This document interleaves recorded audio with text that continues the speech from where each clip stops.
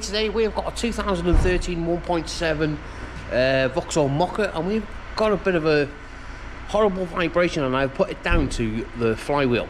Now I'm sat in the vehicle and it's probably impossible to show you a vibration through a video, but I'll see if you can just have a little listen. If I just put my foot on the clutch now, you can just hear a little bit of a chattering right there. Now if I rev it up, the whole vehicle's vibrating.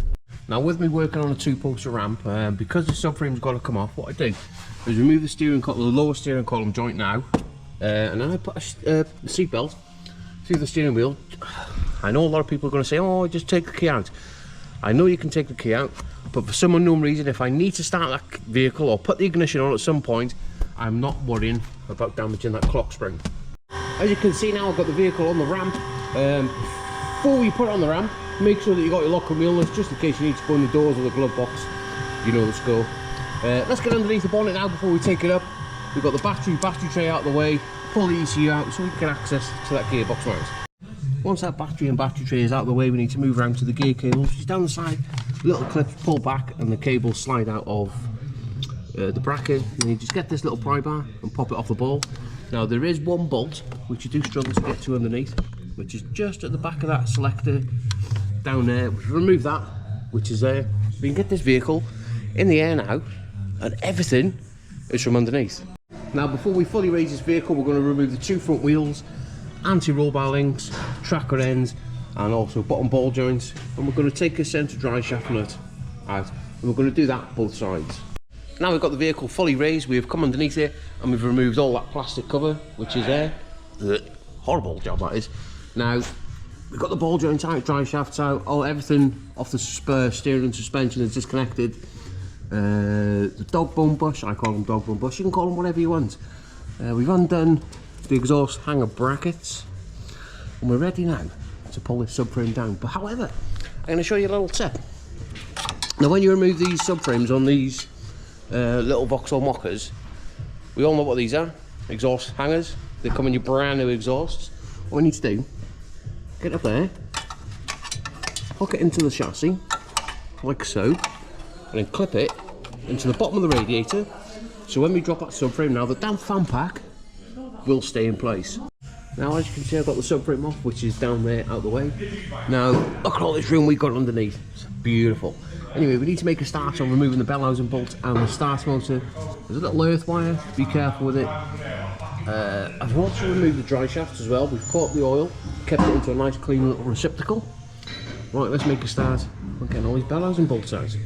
Once I've undone all them lower bell housing bolts, we can come round to the top, and how I do it, when I take about, I forgot to mention, remove the two bolts out of the gearbox mount while you're up at the top, and then this front one you can leave it in, just slacken it off, and we get a little ratchet and drop it down, get your jack, transmission jack and your apprentice, and we can lower it down and get to our top bell housing bolt end with a long extension. All we've got to do now is get the bolts out and get this box out. Now once you've undone all them top bolts, sometimes they get a little bit stuck on the dowels, but going between the engine and the gearbox, a little bit of a pry bar, and give it a pry out, and then give that gearbox a bit of a wiggle, pull it back towards you. You can let it down, making sure that nothing is connected to that gearbox. The last thing you want is something connecting wires and pulling them and causing all sorts of problems. And there you go. That is one gearbox out. And once that gearbox is out, you can assess the situation, and as you can quite clearly see, that concentric slave has left a chat. I don't know whether this has failed, but what I'm going to suggest is that dual mass flywheel has failed and caused this. And the customer was complaining as well of the pedal sticking down. That is going to be why it's sticking down. If I just put my camera up there onto the chassis, you can clearly see now and listen to the dual mass flywheel. We've got excessive in and out movement. Well, it's just ruined. Anyway, let's get it off. There's some e-torque bits on the side, and then we can get the flywheel off.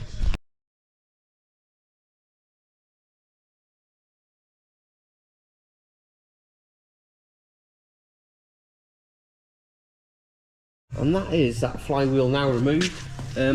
you just see me hitting it round. The reason for doing that is because when the dual mass flails, they twist and you can't get the bolts out. Sometimes you have to be a little bit more brutal than that. You have to cut them. You've all probably been there and struggled with a dual mass flywheel. But however, let's get the brand new one fitted now, which my preferred is Schaeffler INA UK rep set. We've got a dual mass flywheel and a 3-piece clutch kit to go in it. Now, as you can probably see behind me, I have already fitted the clutch and the flywheel. Now, the same method as always to torque the flywheel up, and the flywheel bolts up and the clutch bolts up. Allen key and the bell housing onto the ring gear. Don't cry, it's not going to damage the teeth. Now, I get asked and pulled up all the time, why don't I use the proper tool to doing the self-adjusting clutches? Well, you do and you don't need them. What it does, it pulls the pressure plate up to the flywheel nice and square, because if it's going in on the screw whip a bit, these springs, they can, well, it'll self-adjust and you won't get a clutch pedal. So all we're doing, pulling the pressure plate now up to the flywheel, keep watching, and then once it just touches that flywheel, we can go ahead and tighten the bolts up with the pressure plate. And that is a clutch all torqued up to spec. Now let's move around to the concentric sleeve, which is in the gearbox. I have removed the original one. As you can see, the state of it is absolutely shot. Now the brand new one, it has been slightly modified. You have to take the pipe off, that one there, and it does come with a new pipe, and it's all push fits rather than a screw fit. These bolts here are about 8 to 10 Newton meters. Just use a little bit of red rubber grease now, only a little bit, and just put it on your shaft, and that will help that clutch slide nice on that input shaft. Now everything's fitted, let's get this gearbox back in the car.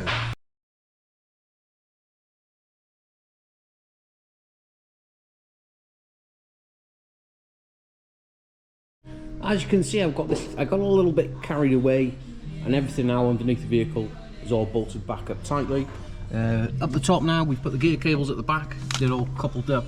Put the gearbox oil back in it. We've also bled the clutch, which is just down there. Undo the little nipple with your hand, 180 degrees down, and well, bleed the clutch obviously. Yeah, we've got the battery box to go back in, the battery, a couple of ECU up. Yeah, then we can get it off the ramp and put the steering column back on. Finally, now that car is all back together, let's jump in the driver's seat now and give it a big try-a-rooney. What you want to do, jump in the car with your foot on the clutch, give it a good few pumperoonies, and make sure that you've got no restrictions there whatsoever. And we can get on the key and see if that vibration has gone. Not that you're going to be able to tell, but you're just going to have to trust me on this one.